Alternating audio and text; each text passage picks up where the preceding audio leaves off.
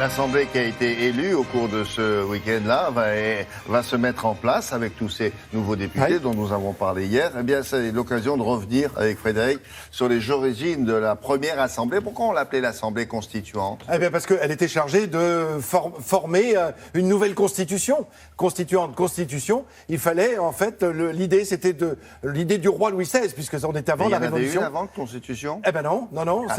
C'était la royauté. Et là, on voulait un nouveau pouvoir. On demandait à cette Assemblée de se constituer comme Assemblée constituante. Voilà. Qui rédigeait les articles de cette Constitution-là ? C'est à la main levée, moi je sais le faire, moi non.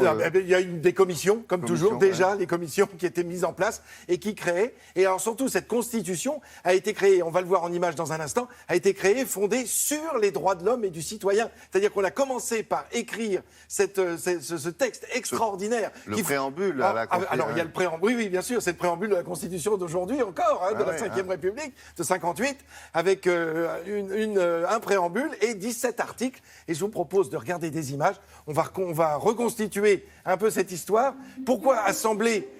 D'abord, l'Assemblée, la première Assemblée qui est réunie, on le sait, sont les États généraux, on l'a déjà dit et redit ici même, mais c'est en 1789, au mois de mai, Louis XVI veut donner la parole au peuple, alors on rassemble 1139 députés, vous voyez, on est 577 aujourd'hui, eh bien il y a parmi ces 1139 députés, il y a 578 pour le tiers-État, c'est-à-dire pour le peuple, plus les nobles, plus le clergé. Vous voyez, 578, aujourd'hui on est 577. C'est pour vous donner un ordre d'idée. Voilà M. Bailly qui va être le premier président de ce qu'on va appeler l'Assemblée nationale. Pourquoi appelle-t-on ça l'Assemblée nationale ? Parce que le tiers-État a décidé de se rassembler en Assemblée nationale. Qu'est-ce que ça veut dire ? Ça veut dire qu'elle représente à elle seule la nation. Voilà pourquoi. Alors on vient de voir le marquis de Lafayette qui va commencer à exiger qu'on ait ces droits de l'homme. On vient de voir Thomas Jefferson parce que c'est un ami de Lafayette et il lui a demandé de travailler aussi sur ce texte. Pourquoi ? Parce qu'aux États-Unis, enfin en Amérique, on vient de créer la déclaration d'indépendance. Et puis là, on vient de voir Sieyès qui est à la base de cette journée incroyable du mois de juin 1789, avec ce fameux serment du jeu de paume. C'est Sieyès qui y est, c'est Sieyès qui va demander à tous ses députés de jurer de ne se séparer que après avoir créé cette première constitution. C'est ce qu'il va y avoir. Alors, ce préambule, vous le rappeliez, William, le préambule de la Déclaration des droits de l'homme et 17 articles derrière, avec des articles... On connaît ceux qui ont rédigé ça, ou alors c'est un ensemble de membres de la commission en question? On connaît les noms de tous les membres de cette commission qui ont proposé et mis aux voix à chaque fois chacun de ces articles. Et puis chacun voulait y rajouter quelque chose. C'était la liberté, vous savez, ma liberté s'arrête où commence celle des autres. C'est aussi le droit d'avoir un avocat pour vous défendre. C'est aussi le droit de la liberté d'expression de votre culte. Tout ça Ceux qui ont rédigé, ils étaient combien? On le sait ça? Combien étaient-ils à rédiger le préambule dans la commission en question? 10, 12, 27? Oui, ils étaient une trentaine. Une trentaine, d'accord. Et quand ils soumettaient, ils soumettaient ça à l'ensemble de l'Assemblée, chaque article, ou alors aux 30 membres? Aux 30 membres, mais après, il a fallu l'accord de toute l'Assemblée, l'Assemblée constituante. Et c'est là où, évidemment, chaque article était discuté, et pied à pied. Ça n'en finissait pas, surtout qu'on jouait sur tous les mots. Mais on le voit encore aujourd'hui, quand il y a un projet de loi, chaque mot compte, chaque mot est pesé, évidemment. On pinaille peut-être, mais aussi la langue française est tellement riche qu'on va choisir tel mot plutôt que tel autre. Ça, c'est très important. Et relisons ces droits de l'homme et du citoyen. Il manque juste il faut bien prendre les droits de l'homme avec un H majuscule, dans le sens humanité. Parce qu'on a trop tendance à oublier les femmes dans ces cas-là. D'où la création aussi d'une déclaration des droits des femmes par Olympe de Gouges à la même époque. Mais ça, c'était un beau clin d'œil. Merci. Tiens, il faudra qu'on en parle de ces femmes de l'époque. Oui, donc ces femmes, il y a les premières féministes, au fond. Merci, à plus tard. Ça, l'actualité de la vidéo. Cette semaine, des films qui ont retenu l'attention de Marie Bamgelou sont tous inspirés d'une histoire vraie. Démonstration. Good. Swell. A lot of interest.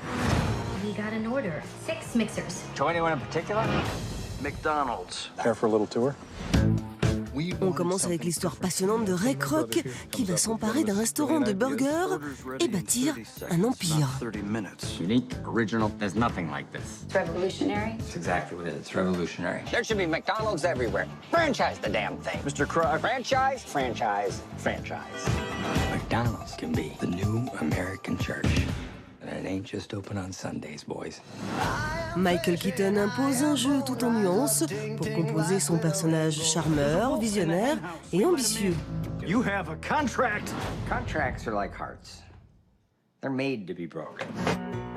Le fondateur est signé John Lee Hancock, un portrait réussi porté par un scénario fort, à consommer sans modération. That glorious name, McDonald's. I had to have it. You don't have it. You sure about that? Han pasado solo 3 años desde el fin de la Segunda Guerra Mundial. Está a punto de empezar una persecución fabulosa. Con ustedes, el poeta Pablo Neruda. Puedo escribir los versos más tristes esta noche. On continue avec l'exubérant poète communiste chilien Pablo Neruda, déclaré traître au régime populiste en place. Il doit alors fuir son pays. Aquí en Chile. Aquí entro yo, el sagaz comisario Peluchenón. Muy buenas tardes, señor presidente. ¿Conoce usted Neruda? No, yo no. Sí, señor. Pablo Larraín redonne vie au poète et brode autour de lui un thriller brillant. No te imaginas cuánto te quiero. ¿Dónde estará? No sabemos. Lo voy a convertir en su peor pesadilla. Tiene que estar en alguna parte. Tiene razón. Neruda est un road movie policier fascinant et troublant, un biopic superbe et original. En las novelas, el policía persigue al asesino hasta el final.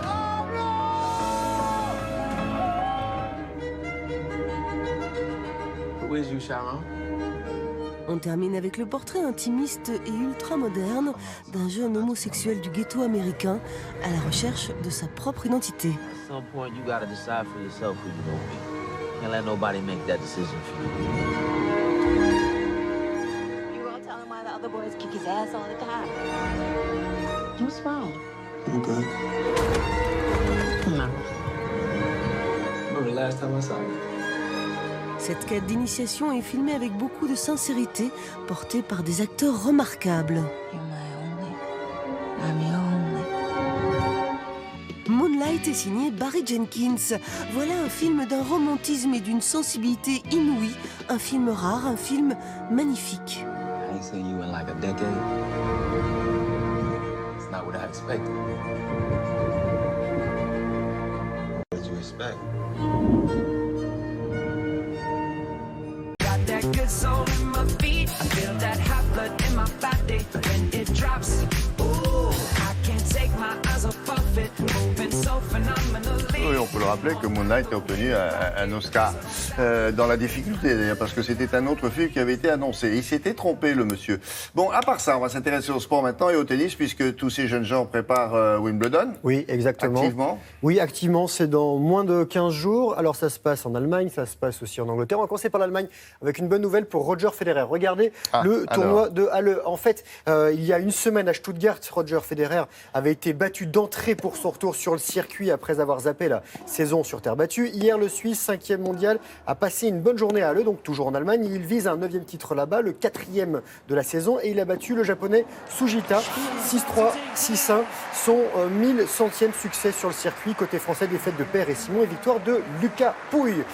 Andy Murray, lui, chez lui, sur le sol britannique, il s'est fait sortir au Queen's dès le premier tour. Le double tenant du titre et numéro mondial était opposé à l'Australien Thompson, 90e du classement, défaite 7-6, 6-2. Sur les 7 derniers tournois, c'est la 5e fois qu'il n'atteint pas les quarts de finale. Et c'est pas le seul là-bas à passer une mauvaise journée. Stan Wawrinka, 3e mondial, n'a lui pas passé le premier tour non plus. C'était son premier match depuis sa finale perdue à Roland-Garros, battu par Rafael Nadal, souvenons-nous. Et il est tombé face à un autre Espagnol, Feliciano Lopez, finaliste de Stuttgart dimanche. Le score 7-6, 7-5. Et dans la série, les têtes de série qui tombent, il y en a un autre qui a souffert. C'est le Canadien Milos Raonic, 6e mondial, éliminé 7-6, 7-6 par l'Australien Kokinakis, 455e mondial et invité par les organisateurs.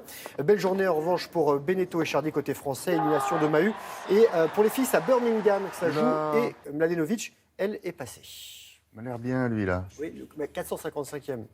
Ah oui, mais... Ah, il y a quelque chose. Ah, vous avez le feeling, le flair Il y a quelque chose, lui, là. Australien ? Australien, oui. Il y a longtemps qu'on n'a pas vu un Australien au plus haut niveau. Oui, ça devrait. Bon. Du basket peut-être? Oui, avec l'Euro qui se passe en ce moment du côté de la République tchèque. Et on connaît l'adversaire des Françaises pour les quarts de finale. Les Françaises directement qualifiées pour les quarts de finale de l'Euro affronteront jeudi les Slovaques ici en bleu qui disputaient hier un 8e de finale face aux Ukrainiennes. La Slovaquie avait terminé 3e de son groupe avec une victoire de défaite. Et hier, les Slovaques se sont imposés 82-68. Rappelons que les Françaises ont passé pour le moment sans encombre ces matchs, 3 succès. Et elles ont pu bénéficier d'un jour de repos supplémentaire. Et la France est vice-championne d'Europe. Les tenants du titre, les Serbes, elles, ont été éliminées. Il y a du foot en ce moment avec les championnats d'Europe des moins de 21 ans auxquels la France ne participe pas, éliminée en phase de qualification. Il y avait un choc Espagne-Portugal hier en Pologne. Victoire espagnole. Les Espagnols sont en blanc 3-1. Et le plus beau but, il est portugais. Regardez de Bruma. Une belle reprise de volée. Et les buts espagnols sont de Niguez, Ramirez et Williams. L'Espagne est qualifiée pour les demi-finales. On devrait entendre un peu mieux les commentaires. Ouais, les commentaires, les gars qui hurlent. Bon, ça, le foot, c'est fait, j'ai eu peur. Hein.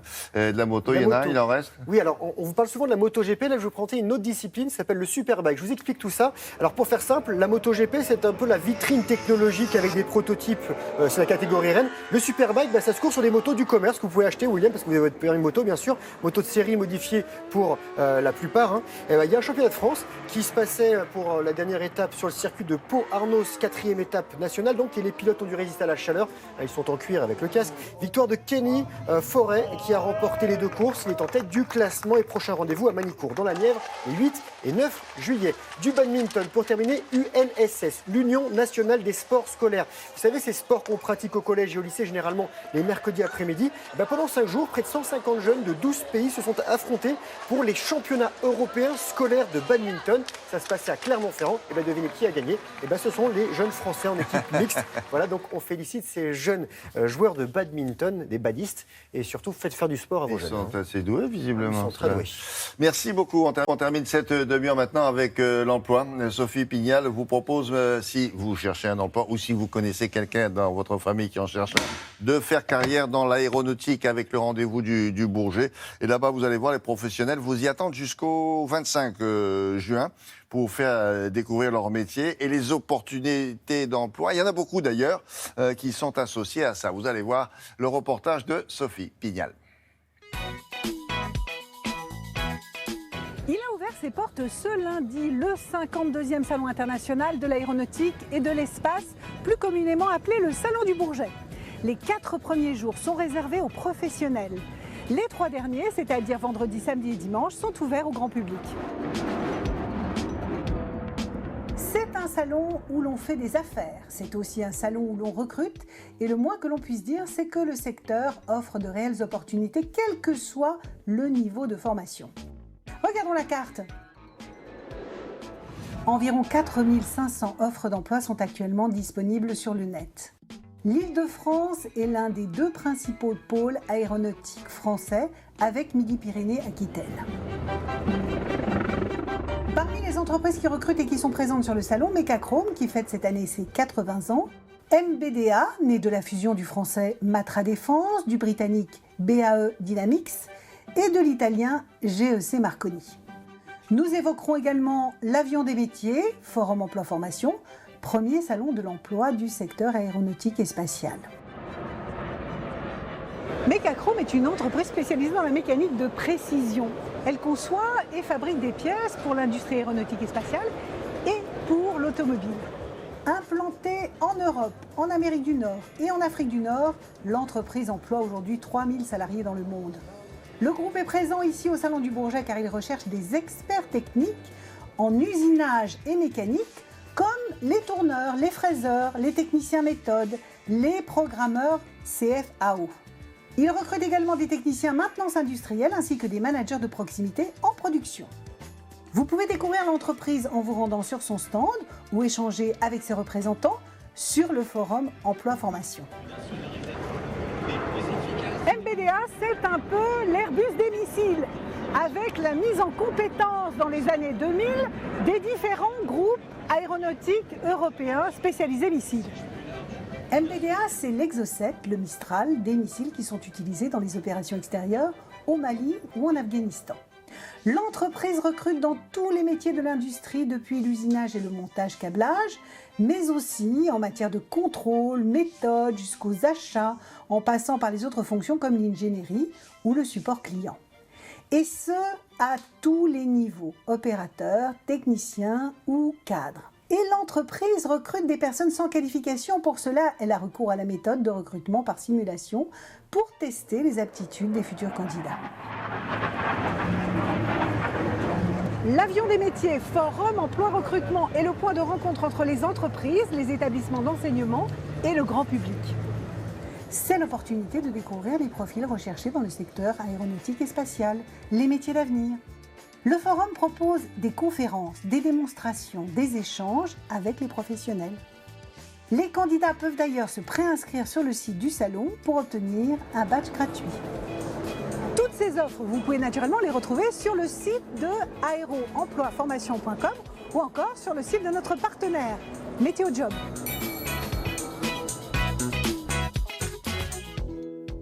Allez, direction Rome maintenant. On retrouve notre correspondant permanent dans la région, François Baudonnet, et en direct de la capitale italienne, on va s'intéresser aux voitures.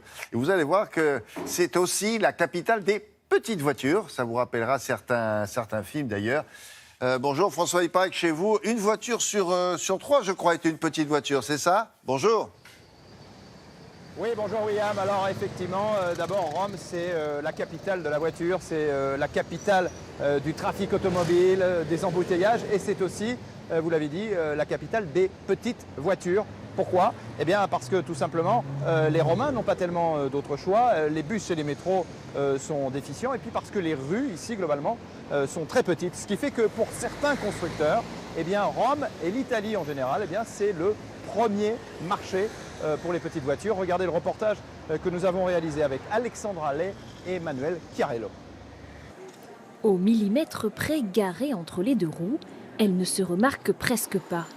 Pourtant, Rome est sûrement la capitale de la petite voiture. Dans le trafic, elle représente un véhicule sur 3.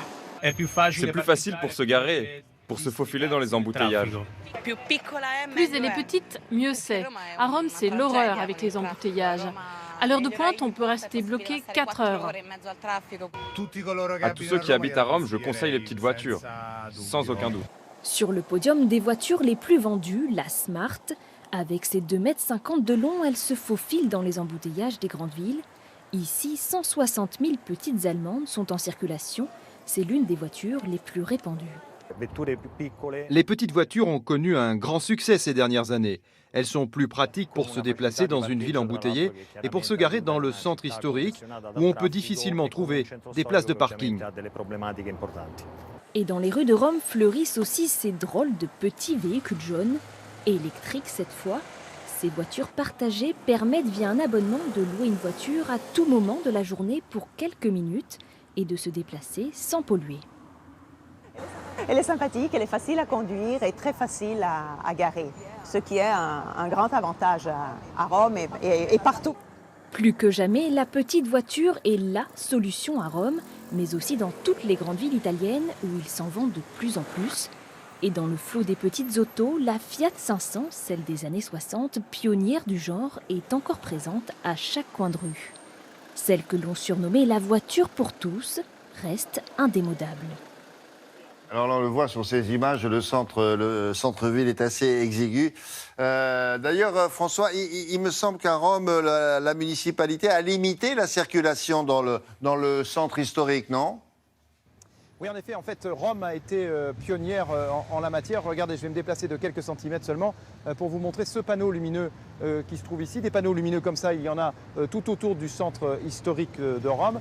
Et pour entrer dans cette zone marquée par ce panneau lumineux, eh bien, il faut avoir un permis spécial, un permis qui coûte entre plusieurs centaines et plusieurs milliers d'euros par an. Et je peux vous dire que si vous n'avez pas ce permis, eh bien, l'amende est importante. D'ailleurs, même les véhicules étrangers sont concernés. L'amende arrive au domicile de la personne à l'étranger. Donc ce système est extrêmement efficace. Et c'est ce que Rome, et d'ailleurs l'Italie tout entière, parce que d'autres villes s'en sont inspirées, ont trouvé pour limiter le trafic au centre-ville. Merci beaucoup François.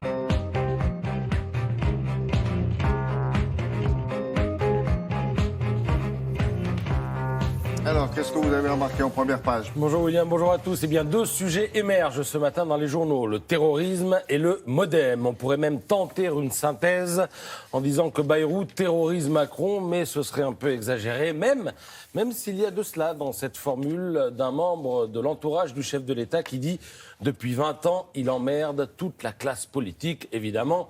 Je cite. Alors pour le moment, c'est surtout le remaniement prévu aujourd'hui qu'il complique. Partira pas.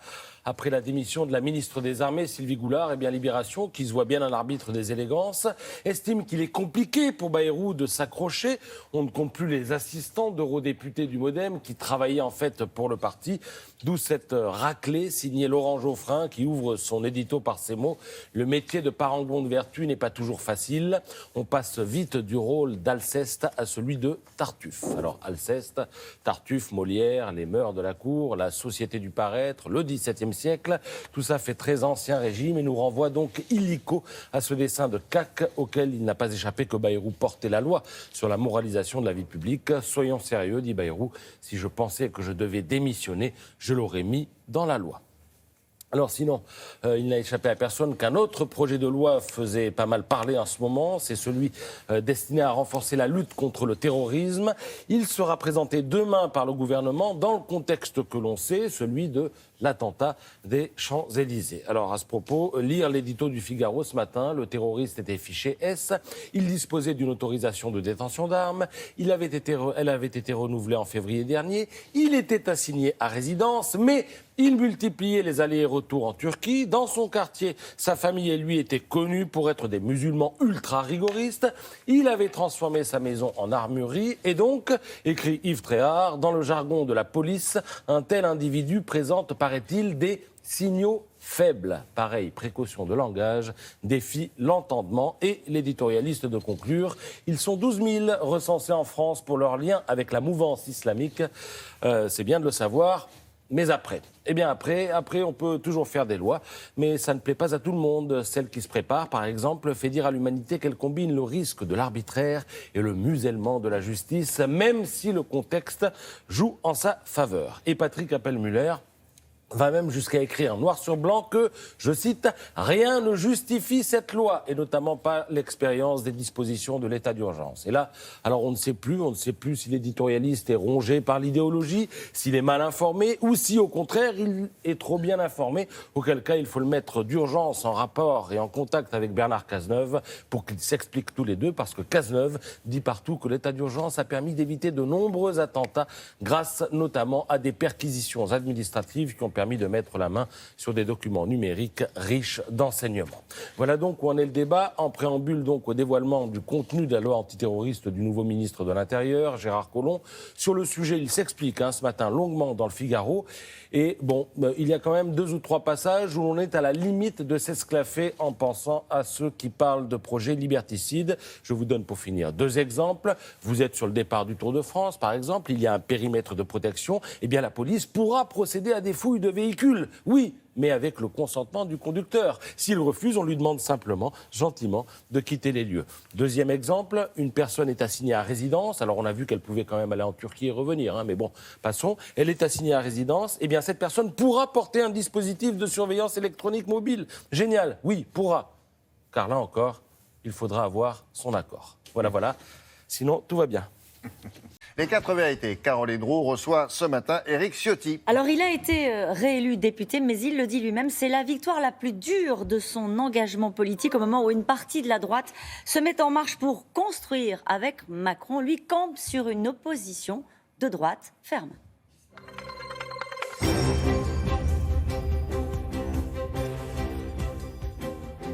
Bonjour Éric Ciotti. Bonjour. Après Paris, Bruxelles, on le sait naturellement, la menace terroriste reste au maximum. Le gouvernement présente un nouveau texte, une loi antiterroriste qui fait passer, on va le dire, dans le droit commun, l'état d'urgence. Vous auriez fait pareil ? Ce qui me paraît risqué dans ces mesures, c'est qu'on va dégrader la protection qu'apportait l'état d'urgence. La menace reste maximale et l'actualité le démontre. Or, si on enlève les dispositions assez fortes qui étaient dans l'état d'urgence pour les pérenniser, ce qui peut aller dans la bonne direction, mais on le fait à un niveau plus faible. pour pérenniser les mesures qui sont dans l'état d'urgence. Je pense en particulier à la fouille des véhicules et au contrôle d'identité. C'est des amendements que j'avais fait adopter à l'Assemblée nationale. Dans le cas de l'état d'urgence, il faudrait une réforme constitutionnelle. Là, on demande l'accord des personnes. Ça veut dire que ça n'a aucune action dissuasive, pertinente. Vous imaginez un terroriste qui va donner son accord pour qu'on fouille son véhicule? Donc tout ça me paraît devoir être amélioré. Puisqu'il y aura des débats à l'Assemblée nationale, nous allons y travailler. Ça veut dire que c'était mieux avant? Ça veut dire qu'il aurait peut-être fallu garder un état d'urgence avec des mesures exceptionnelles, quitte à le pérenniser et accepter cette règle du jeu? Les mesures qui sont prévues ne me paraissent pas aller suffisamment loin. Et puis il y a la question de ces fameux fichiers S. On ne traite pas ce sujet. Le ministre de l'Intérieur dit qu'il y a un débat, le Premier ministre aussi. Ce qu'il faut, c'est véritablement, quand on connaît la dangerosité, ne plus laisser ces personnes vaguer en liberté, sans contrôle. Il faut qu'il y ait un contrôle, voire un placement en rétention administrative. Alors, parmi les mesures, les préfets pourront décider de la fermeture pure et simple des lieux de culte dès lors que les propos qui y sont tenus incitent, dit le ministre de l'Intérieur, à la commission d'actes terroristes. Et il considère que c'est une avancée. C'était déjà le cas. Le droit le permet aujourd'hui, donc ça, c'est de la communication. On passe au remaniement. Sylvie Goulard quitte le gouvernement pour pouvoir se défendre, dit-elle, dans l'affaire des emplois présumés fictifs du MoDem. Est-ce que vous dites, en gros, est-ce que vous saluez sa décision ? Je salue sa décision. Madame Goulard est quelqu'un de qualité, mais qu'est-ce que cela traduit? Ça veut dire que en quelques semaines, depuis la nomination de ce gouvernement, et on le verra ce soir, il y a déjà 5 ministres au tapis. 5 ministres concernés par des affaires judiciaires, par des enquêtes. Madame Goulard le dit elle-même, Madame de Sarnez, Madame Pénicaud, Monsieur Ferrand, et bien sûr, M. Bayrou. Madame Pénicaud, vous parlez... La ministre du Travail, qui a été la présidente de Business France, qui aurait pu organiser, pendant la campagne présidentielle, une réunion pour M. Macron. Je note que ces affaires sont sorties en février. L'enquête n'a pas eu lieu en février, contrairement à ce qui nous a été opposé, Qu'est-ce que vous laissez entendre, contre qu'il y a eu 2 poids 2 mesures. Qu'il y a eu 2 poids 2 mesures. Mais ces affaires sortent.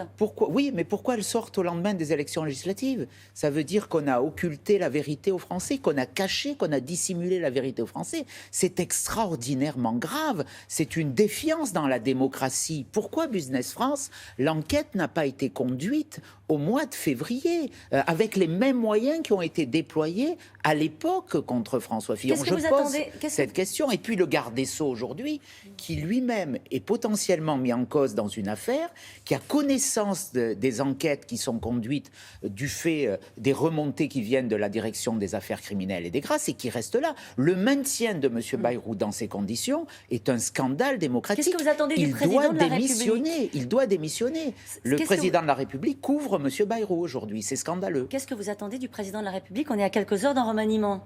Mais qu'ils prennent les choix qui soient conformes, dont les actes sont conformes avec ses paroles. On nous a parlé de moralisation, de transparence. 5 ministres en cause depuis le début. C'est soit un manque de lucidité, soit c'est une tromperie sur la marchandise globale. Vous diriez, comme Jean-Luc Mélenchon en son temps, qu'ils s'en aillent tous. Sous-entendu, ils sont mis en cause dans des enquêtes préliminaires. Il n'y a pas de mise en examen. Vous considérez que c'est suffisant pour, au fond, qu'ils quittent le gouvernement, les uns et les autres? En tout cas, pour M. Bayrou, absolument, qu'il quitte ses fonctions de garde des Sceaux. Il ne peut pas être concerné par une enquête qui vise son parti, le MoDem. On voit ce matin qu'il y a encore de nouvelles révélations. Les enfants de Madame de Sarnez qui étaient rémunérés par le MoDem, c'est peut-être légal. Mais en tout cas, moralement, pour le grand donneur de leçons qu'a été M. Bayrou, c'est extraordinairement choquant. Mais le garde des Sceaux ne peut pas rester. Pour les autres, c'est le problème de M. Macron. Il a dit des choses. Soit il les respecte, soit il ne les respecte pas. Mais on voit bien que dès le début de ce quinquennat, il y a eu de la communication, il y a eu de la tromperie. Et la tromperie, elle est en marche aujourd'hui.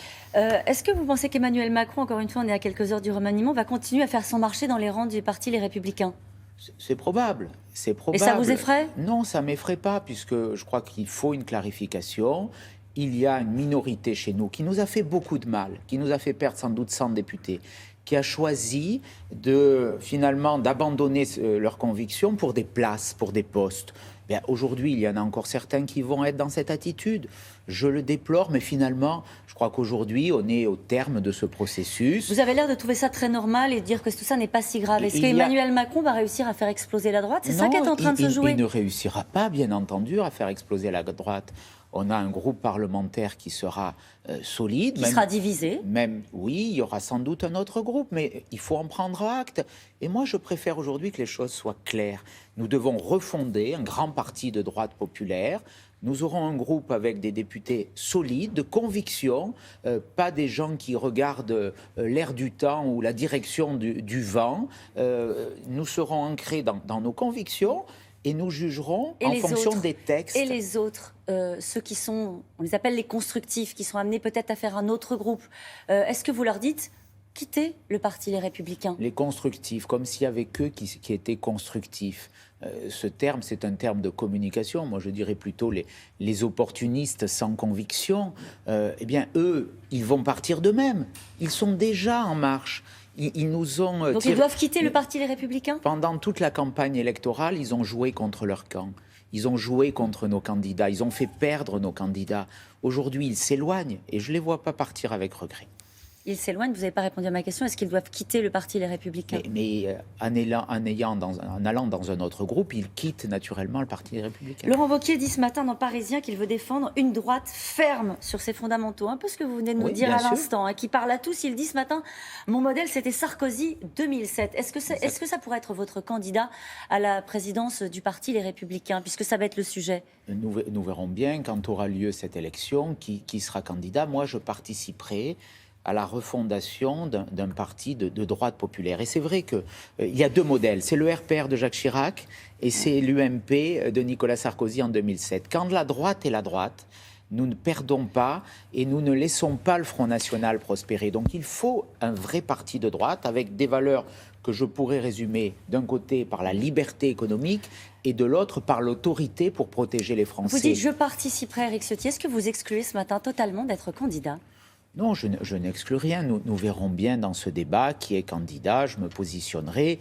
L'heure, c'est à l'élection du président du groupe ce matin. Je voterai Christian Jacob. C'est une étape importante. On a un bureau politique ce soir. Ce qu'il faut, c'est clarifier aujourd'hui. On ne peut plus être dans la confusion. Certains ont voulu jeter la confusion pour nous faire perdre. Moi, j'appelle à la clarification à droite. Ils seront combien les constructifs? Un chiffre pour terminer, à votre avis? Je ne sais pas, mais infiniment moindre que le groupe des Républicains que présidera Christian Jacob. Merci beaucoup, Éric Ciotti. C'est à vous, William. Merci.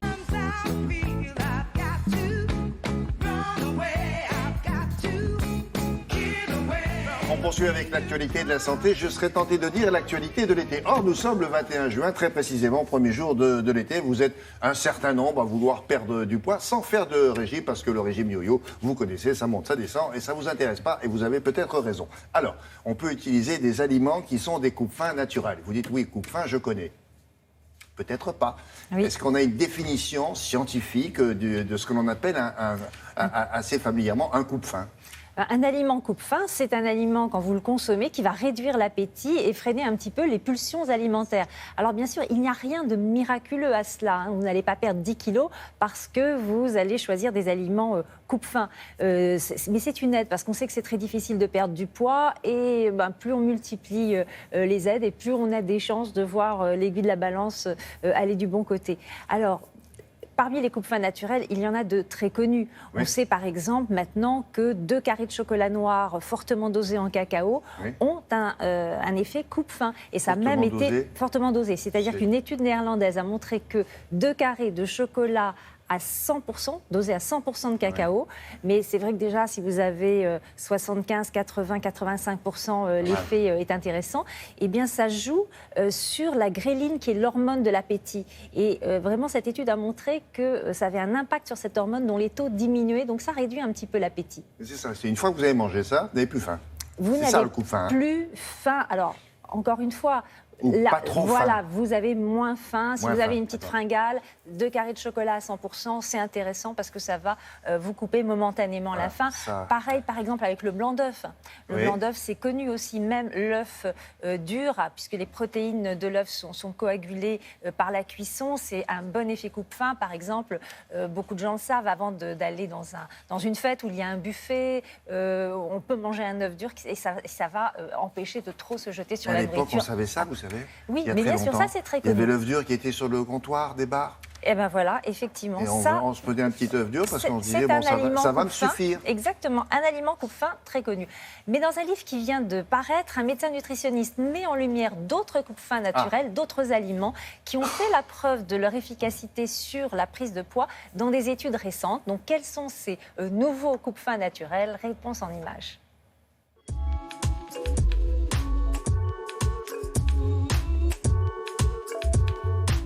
Le pignon de pain est un coupe-faim naturel formidable. On a découvert que le pignon de pain active 2 hormones, CCK et GLP-1, qui activent la satiété. Et en même temps, le CCK permet une meilleure fermeture du pylore. C'est la petite porte à la sortie de l'estomac qui fait qu'on va garder plus longtemps les aliments dans l'estomac, donc on a une meilleure satiété. Alors, il y a un élixir du pignon de pain, c'est la sauce pesto. Essayez un plat avec de la sauce pesto, on n'en reprend pas.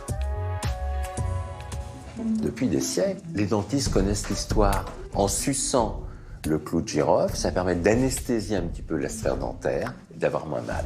Et en le suçant simplement 3 minutes, on va observer une petite anesthésie des papilles gustatives. On va moins se jeter sur les aliments à toute vitesse, ce qui aide à perdre du poids. Quand vous prenez 3 noix du Brésil, sans sel, vous les mettez en bouche et elles sont grosses. Donc on a la bouche un petit peu gonflée. Et à ce moment-là, ça stimule légèrement le nerf vague qui provoque une sécrétion de sérotonine. La sérotonine, ça donne une impression de satiété heureuse, comme après un repas complet, mais sans les calories. Le glaçon, c'est un aliment à calories négatives. C'est-à-dire qu'un glaçon, 0 calories, mais il faut un petit peu d'énergie et de chaleur pour le faire fondre, donc on va perdre un petit peu de calories. Mais surtout, le froid, ça anesthésie un petit peu. Donc, on a moins de pulsions alimentaires et on peut se fabriquer ces coupes-faim maison avec des glaçons. On va mettre un petit peu de safran ou un petit peu de cannelle ou même un petit peu de chocolat 100% qu'on fait fondre. Et là, on a des coupes-faim maison formidables à disposition dans le réfrigérateur. Si on a une petite fringale le matin, un café au lait et c'est réglé. C'est très simple. Les tanins du café coagulent et font précipiter une protéine du lait, la caséine, et ça fait d'un seul coup des plus grosses molécules qui auront du mal à sortir de l'estomac.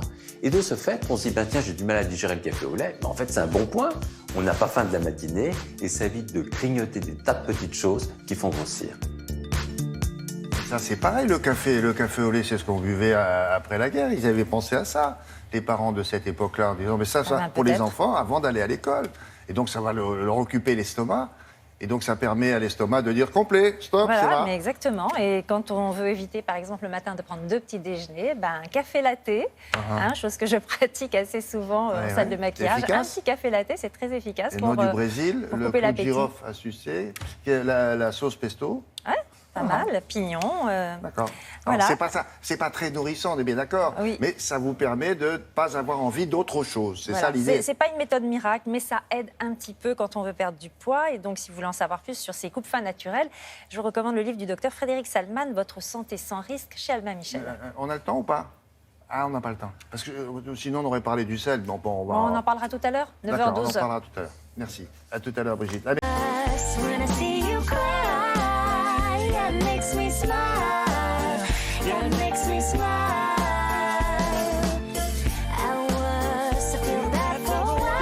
Tu la racontes vite et tout le monde sait. Ah ouais. On continue avec Laura Duwel qui va vous parler ce matin de cabines photo nouvelle génération. Les cabines traditionnelles, vous les connaissez dans les supermarchés. Bon, vous faites des photos d'identité ou alors avec la copine. Exactement. On fait des blagues, très bien. Mais là, c'est autre chose. Là, c'est autre chose, c'est beaucoup plus riche, on va dire, et c'est multifonction. C'est une cabine high-tech, nouvelle génération. Pourquoi ne faire que des photos dans une cabine photo, finalement? Oui, ça prend de la place. Mais là, on vous propose de faire plein de choses. Attention, en tout bien, tout honneur, je tiens à le préciser, vous allez pouvoir faire évidemment des photos, mais vous allez pouvoir, parce qu'on fait beaucoup de photos avec son smartphone, et puis finalement, les photos restent sur le téléphone, sur le cloud, comme on dit, et puis vous les imprimez pas, et pour les donner aux parents, aux grands-parents, comment faire? Eh bien là, dans cette cabine, vous allez pouvoir, juste avec votre smartphone, imprimer vos photos dans cette cabine, vos photos papier. Et puis dans la cabine, à côté de la cabine? Non, dans la cabine, vous allez voir, elle n'est pas beaucoup plus grande. Et plein d'autres choses, vous allez pouvoir consulter Internet. Si demain, vous m'envoyez un article sur mon mail, William, dites Laura, il faut que vous me l'imprimiez absolument tout de suite. Bien, dans cette cabine, je vais aussi pouvoir imprimer des documents. En fait, on peut tout faire dedans. Vous avez passé votre vie dans la cabine. Mais écoutez, en ce moment, comme il fait chaud, c'est pas plus mal. Regarde. Je vais aller rencontrer le créateur de ces fameuses cabines nouvelle génération. Avec un ventilo.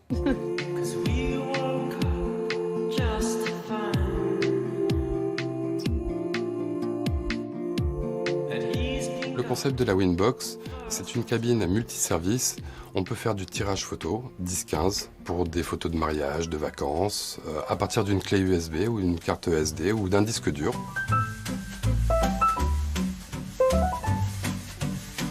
On peut aussi naviguer sur Internet, recharger un smartphone, faire de la photo d'identité. Nous pouvons aussi faire de l'impression de documents A4 en couleur ou en noir et blanc. Finalement, c'est une machine qui regroupe en fait un centre de reprographie, un magasin de photographie. Dans les prochains mois, la cabine proposera d'autres services tels que de la visioconférence ou encore la possibilité d'envoyer des pièces jointes par mail ou d'en recevoir. Aujourd'hui, les prix de notre cabine sont fixés par les exploitants dans une bande photo. En général, ça varie entre 20 et 30 centimes. Pour des photos d'identité, on est toujours dans les mêmes prix de 5 €. Et pour tous les autres services, nous restons sur des prix de marché. Ces cabines vont être implantées dans des magasins de proximité, tels que des buralistes, des presses, des hôtels, des stations d'autoroute, partout où il y a le besoin. D'ici la fin de l'année, nous ambitionnons d'avoir entre 700 et 800 machines sur la France. Dans les entreprises? Mais à France Télévisions, ça serait pas mal. À côté de la machine à café là. À côté de la machine à café. Recharge de smartphone, j'ai vu aussi. Oui, également. Et vous pouvez faire une petite visioconférence. Bon. Donc, mais ça, c'est un projet? Ah non, c'est pas du tout un projet. Il y en a plusieurs en France. C'est appelé à grandir. Et si jamais vous êtes propriétaire d'un hôtel, d'une entreprise et que vous voulez faire appel à eux et rendre ce service à vos employés, vous avez toutes les informations sur nos multiples réseaux sociaux, sur notre site internet, enfin partout. Nous sommes partout. Très connectés, bien sûr. Merci beaucoup.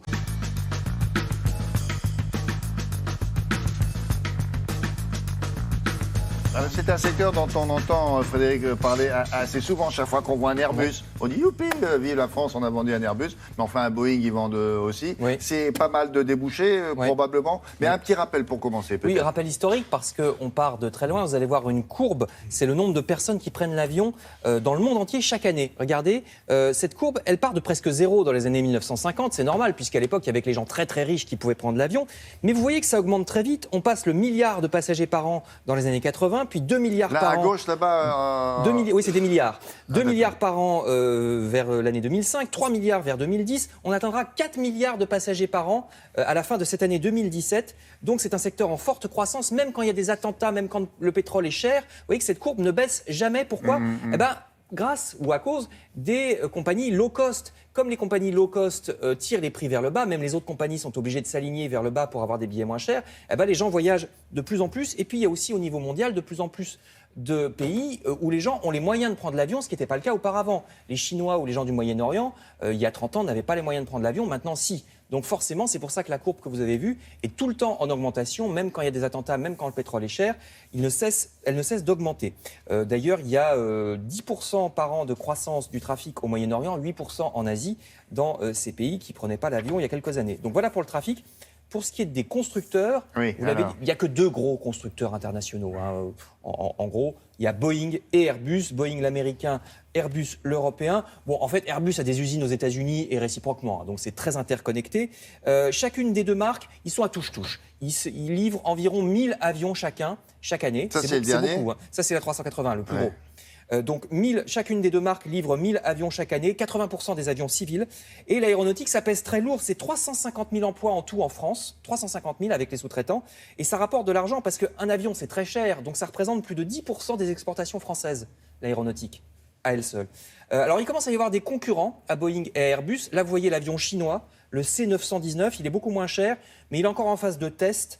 Et il faudra plusieurs années de tests pour que les Chinois aient le droit de le vendre ailleurs que chez eux. Il y a aussi les Russes qui font un modèle qui s'appelle Irkout, qui n'est pas encore au point. Mais s'il y a des concurrents, en tout cas, c'est vraiment que dans quelques années, pour l'instant, Airbus et Boeing se partagent le marché à peu près à 50-50. Alors, le vrai problème du transport aérien, c'est plutôt l'environnement, parce que l'ensemble des avions dans le monde polluent à peu près autant qu'un pays comme l'Allemagne. C'est-à-dire que rien que l'aéronautique du monde, c'est autant d'émissions que tous les Allemands, les 80 millions d'Allemands réunis. Alors vous allez voir, c'est vrai que le trafic aérien pollue moins pour l'instant que l'automobile. Moins pour l'instant, puis c'est aussi une pollution un petit peu différente parce qu'elle n'est pas au niveau du sol. Bon, c'est un peu différent. Mais le problème, c'est que le trafic aérien augmente très très vite, vous l'avez vu, parce qu'il y a de plus en plus de passagers transportés. Dans une quinzaine d'années, on sera plus à 4 milliards par an, mais 7 milliards par an, dans 15 ans à peu près. Alors les constructeurs disent, ce qui est vrai, que leurs avions sont de moins en moins polluants parce qu'ils font des progrès sur les moteurs, sur l'aéronautique. C'est exact. Sur le carburant, un jour peut-être. Exactement, mais comme de toute façon le nombre de passagers augmente extrêmement vite, on a beau faire toutes les économies d'énergie qu'on veut, c'est complètement annulé par l'augmentation du trafic. Par le nombre, oui. Voilà, c'est toujours la même chose, c'est comme les voitures, elles sont un peu moins polluantes que dans les années 70, mais comme on les utilise plus. Je termine en vous disant qu'il y a 100 000 vols par jour, un jour normal sur la planète, 100 000 par jour. Et que le Bourget, c'est du 19 au 25, si vous voulez y aller, c'est-à-dire jusqu'à dimanche. 100 000 vols par jour. Il y a 100 000 avions en l'air. Non, parce qu'un avion peut faire plusieurs vols par jour. 100 000 vols. Il en fait plusieurs, mais il est en l'air quand même. Oui, bien sûr, c'est ça. Donc si vous levez la tête... Voilà, il y en a 100 000. Merci beaucoup. Together in my comic strip, let's talk in bubbles, let's go. Bang! And forget your troubles and go. Shabam! Pow! Blop! Ah oui, il a chanté ça en anglais aussi. Ouais. Et avec Bardot aussi, Brigitte? Pardon? C'était Birkin? C'était Jane, je crois. C'est qui? Allô? C'est une Birkin. Vous êtes sûr? Le gars qui habite dans mon oreille me dit que c'est Brigitte Bardot. Ah bon? Bardot. Qui chante avec Gainsbourg. Mais il l'a aussi chanté avec Birkin. Alors, mais ça, ce qu'on vient d'entendre, c'est qui? Bon, vous cherchez. Je pense que c'est ni l'une ni l'autre. Ni l'une ni l'autre, bien sûr. C'est la cousine de Alex Jaffé. Avec Anna Reinhardt, on va s'intéresser à la fête du cinéma. C'est du 25 au 28 juin. On aura l'occasion d'en reparler. Vous savez, pour 4 €, vous voyez plein de films, etc. Mais ce qu'on sait moins, c'est que ça vous permet de découvrir certaines coulisses. Et lesquelles? Plein. Des tonnes, des écoles, il y a plein de lieux culturels à Paris, comme le Grand Palais, comme l'Opéra Bastille. Et quel rapport avec le cinéma? Eh bien, plein. On va vous y proposer des films. À l'Opéra, par exemple, vous pourrez vous pencher sur toutes les nouvelles questions des images numériques qui envahissent les scènes. Ouais. C'est une forme de cinéma. C'est de l'image sur le grand écran aussi. Enfin, voilà. Mais évidemment, vous allez chercher la fraîcheur des salles obscures pour 4 €. Mais la nouveauté, je ne sais pas si vous vous souvenez qu'il y a quelques années encore, on devait acheter un premier billet plein pot et ensuite on payait 4 €. Là, non. Dès le premier film, 4 € pour tout le monde, partout en France, toutes les séances, tous les cinémas. C'est génial. Est-ce qu'on va dans les studios de cinéma? On va dans certains studios de cinéma. Des balades en région vous proposent de vous amener sur des lieux de cinéma de films qu'on a tous vus. Il y a tout ça. Et il y a aussi ce que j'aime, les coulisses des fabrications des films. Il y a des studios de doublage, des studios qui vous ouvrent leurs portes et on y découvre plein de secrets. C'est un carton, cette fête du cinéma. L'année dernière, la fréquentation des salles obscures a triplé cette semaine-là par rapport à la semaine précédente. Et c'était plus de 3 millions de personnes, donc c'est merveilleux. C'est vrai que ça coûte un peu cher, le cinéma. Il serait bien de trouver des solutions. Dès qu'on met à 4 €, on est 3 millions à courir dans les salles obscures. Bon, on va se rafraîchir aussi. Vous voyez ça avec les producteurs et les distributeurs? Bien sûr, d'accord. Tout à fait. Allez, je vous emmène dans un studio où les gens savent faire des voix d'enfants, d'ours, de monstres. Enfin, c'est assez étonnant. Tu es prêt, Léon? Je te l'envoie. Oui, prêt. Et je vais l'attraper. Aujourd'hui, au gymnase, on s'envole, on découvre le volleyball. Souvent, le son peut être un peu le parents oubliés un peu dans les productions audiovisuelles. Nous, notre métier, c'est justement de montrer toute l'importance du son, l'importance de la voix aussi, qui va vraiment avoir un impact. Le jeu du comédien, voilà, c'est vraiment ce qui va rester en tête aussi. On a gagné! C'est bon pour toi? Ouais. Eh ben, c'est parti. Notre métier, ça va être de faire le casting des différentes voix pour les différents projets, l'enregistrement en studio, et puis aussi après tout ce qui est la post-production, donc le mixage, le sound design, jusqu'à la livraison aux chaînes ou aux clients. Pour être un bon comédien de doublage ou un comédien de voix off en général, moins facile aussi selon les directions artistiques. Il ne suffit pas d'avoir une jolie voix, il faut vraiment être comédien avant tout. Puis après, il y a toutes les techniques de placement de la voix derrière un micro. Voilà, savoir se placer, savoir articuler aussi, ne pas faire trop de bruit de bouche. C'est bon pour vous? Allez. Eh ben, c'est parti. Et puis il faut être vraiment capable, surtout dans le doublage, de pouvoir incarner les personnages, de pouvoir respirer comme eux, jusqu'au petit mouvement de présence en fait. On le voit quand les comédiens doublent, ils vont rajouter les petits soupirs, ça va être des choses qui vont être vraiment importantes. FIFA for femme, ça sent la chair fraîche. Souvent, les comédiens de doublage aiment aussi cet aspect d'être un peu dans l'ombre. On ne les voit pas en fait physiquement à l'image, mais du coup, ils peuvent vraiment se donner. Et d'ailleurs, souvent, ils bougent autant que les acteurs en fait devant une caméra. Il y a tout le corps qui vit, tout bouge en fait. Pour l'ingénieur du son, il peut y avoir vraiment ce côté de direction artistique aussi, parce que voilà, l'ingénieur du son va devoir aussi aider le comédien à pouvoir arriver au résultat, donc il va le guider. Donc il va y avoir vraiment une relation de proximité et vraiment de guide. Donc il y a une part de direction artistique dans le métier d'ingénieur du son. Donc je te montre la vie d'abord. Ouais. Tu vois, je te fais passer le texte une première fois pour que tu le lises. En enregistrement, souvent les comédiens sont seuls. Pour des raisons techniques, pour pouvoir enregistrer les différentes voix séparément. Mais il arrive aussi sur certains projets qu'on puisse voir les comédiens à plusieurs.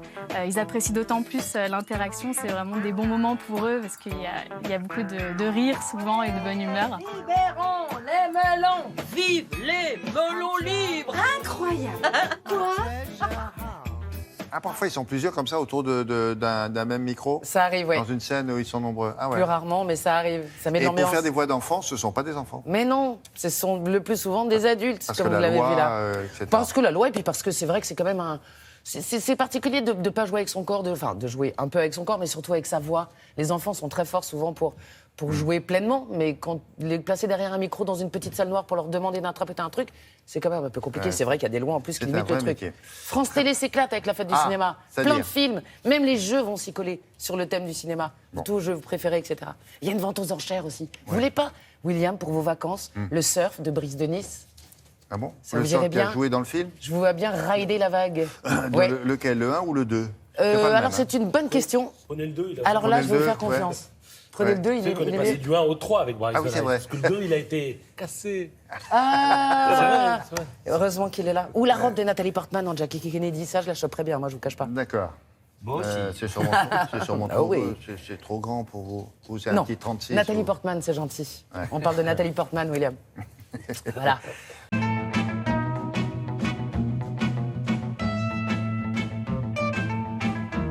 Ah ouais, Costa Gavras, mon parti ventueur. Musique de Michel Magne. Merci. Les tontons flyers. 3 points. Voilà, Serge en hiver, Monsieur Michel Magne. Patrice, c'est mercredi, c'est Canard. Enchaîné. Donc, dessin. J'en ai 2 pour vous, vous allez rire, vous allez voir. Regardez, il y a beaucoup de femmes dans la nouvelle assemblée. Il y a beaucoup de femmes dans la nouvelle assemblée. Regardez ce petit dessin. Pardon. Un homme se lève pour aller parler, et toutes les femmes, virez-moi un peu ce petit... Est-ce que là, il va aller se plaindre pour atteinte à la dignité humaine? Il devrait. On va voir. On va voir. Moi, je trouve qu'il devrait. Dessin de Bouzard. Alors, autre innovation à l'Assemblée, 3 nationalistes corses sont désormais députés, d'où ce dessin de Pétillon. Voici le règlement de l'Assemblée. Nous exigeons une version en langue corse. Oui. Voilà.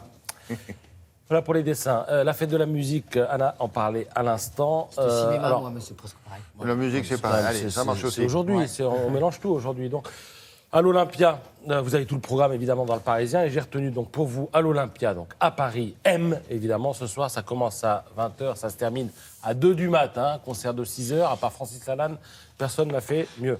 Jack Lang a imaginé un truc pas possible à l'Institut du monde arabe. Je rappelle que Jack Lang, c'est le créateur de la fête de la musique. Il a invité un groupe de punk, musique punk, avec un groupe de pop saharienne, des cornemuses, donc des Écossais, et puis un groupe qui fait du tambour algérien. Et il va mixer tout ça, ça commence à 19h30. Où ? Voilà, à l'Institut du monde arabe que Jack Lang préside. Tous ensemble ? Oui, enfin, j'imagine pas tous ensemble, mais ils vont se succéder sur la scène, se relayer. Peut-être qu'il y aura des duos, des trios, Qu'est-ce qu'il en allez pense, savoir. le petit gars du son, là ? Le petit gars du son, il pense que c'est bien. Vous savez ce que c'est un vrai gentleman ? C'est quelqu'un qui sait jouer de la cornemuse, mais qui n'en joue pas. C'est la définition de la cornemuse. Voilà. Juste pour vous dire, pour vous mettre dans l'ambiance du truc. Pour pas déranger. Ouais, c'est ça, genre. Tiens, à propos de fête de musique, dérangez pas trop les gens qui se couchent tôt le soir et qui travaillent à Télématin. Je vous dis ça comme ça. Alors, à Matignon aussi, ce sera la fête de la musique. Édouard Philippe a invité la légende du rock du Havre. Je cite... Oui, Little Bob. Little Bob et ses Blues Bastards. Hein, tu nous en dis un mot? Tu les connais? Personnellement, non. Personnellement, je suis fan. Voilà, c'est un gars qui fait 1m30 et qui envoie du bois depuis, je sais pas, 30 ans, 40 ans. J'adore. Il s'appelle Little Bob. Voilà, Little Bob Story, c'est le. Il va envoyer du bois à Matignon. Il a un groupe. Oui, le Little Bob Story, voilà, et c'est vachement bien, quoi. C'est authentique. Il fait 1m30, il sera à côté d'Édouard Philippe à Matignon tout à l'heure, donc on va. Voilà. En province, il y aura pas mal de choses aussi. Garou sera à Toulouse pour animer une émission qui sera retransmise sur France 2. Vous pouvez aussi évidemment aller sur la place du Capitole parce qu'il y aura Calogero, Florent Pagny, Julien Doré, Vianney et quelques autres. À Limoges, pour la première fois, un salon livre et musique parrainé par Michel Leb. Ça commence à 14h dans les jardins de l'Évêché. Puis à Dijon, l'opéra reprend les plus grands chœurs d'opéra et d'opérette. Et l'opéra surtout le fait avec des collégiens et avec des amateurs. C'est à partir de 18h à l'auditorium de l'Opéra de Dijon. Maintenant, je vous pose une question. Vous avez sans doute dans votre vie admiré des fontaines avec des jets d'eau, des jeux d'eau, etc. Est-ce que vous voulez voir l'envers du décor, la vérité vraie? Regardez. Qu'est-ce que c'est? Tout à coup, c'est très moche. Hein. Et ben voilà, là, c'est ce qu'on ne voit pas quand il y a une fontaine ou des jets d'eau, des jeux d'eau. On est au Japon. Dans un endroit qui s'appelle Dreamland. C'est un parc d'attractions. Il y avait une immense fontaine. Évidemment, aujourd'hui, elle est vide et c'est pour ça qu'on peut voir tous ces tuyaux. Le parc avait été inauguré en 1961 et ensuite, il a été tué par l'apparition d'un autre parc, le parc Universal Studios d'Osaka. Et cette photo, elle s'inscrit dans un travail fait par un photographe français qui s'appelle Romain Veillon et qui s'est spécialisé dans l'exploration urbaine, c'est-à-dire qu'il va dans les usines désaffectées, les hôpitaux désertés, les châteaux en déshérence. C'est son travail, donc on peut le voir dans le magazine Ça m'intéresse. Et le fait d'ailleurs d'aller dans des endroits comme ça qui sont morts après avoir vécu, ça s'appelle l'urbex. Et de les photographier, ça s'appelle l'urbex. Alors j'imagine qu'il y a de ex-urbains et qu'ils ont fait un mix avec tout ça. Alors d'autres exemples du travail de ce photographe. Abandonné mais pas détruit. Oui, voilà. Et vous avez tout à fait plein d'exemples de lieux de ce style. Alors en haut, vous avez un château en France où il y a encore les meubles, encore les livres. Et au fur et à mesure qu'il y retourne, le photographe s'aperçoit qu'il y a des choses qui disparaissent. Il ne donne pas l'adresse du château dans le journal. Regardez en bas cette piscine art déco splendide à Birmingham. Splendide, certes, mais abandonnée. Alors ça rappelle un peu ce qui s'est passé avec la piscine Molitor à Paris. Peut-être un jour... Ça a été long, hein. Oui, piscine renaîtra-t-elle de ses cendres? En Hongrie, cette centrale électrique avec une salle de contrôle qui est splendide, c'est la verrière surtout qui est splendide et qui a servi au tournage d'un film qui est une parodie de James Bond et qui s'intitule Spy. En bas, vous avez un Love Hotel au Japon. Et puis alors, pour terminer, parce que c'est très surprenant, ce qu'on appelle la salle des pendus dans une mine en Allemagne. Ah oui, quand on met les vêtements. Voilà, exactement. Les mineurs se changent, ils mettent les vêtements dans le panier, ils hissent ensuite le panier au plafond et ils arriment la chaîne à l'un des boîtiers que vous voyez sur la droite de la photo. Et le boîtier comporte un numéro et en regardant le numéro, on pouvait savoir qui était au fond de la mine et qui n'y était pas. Et quand il revenait, il faisait redescendre les fringues. Qui n'avait pas encore repris ses vêtements. Étonnant. Et comme des corps qui montent dans les cintres. Bon, merci. Il a fini? J'ai fini. Il est très remercié.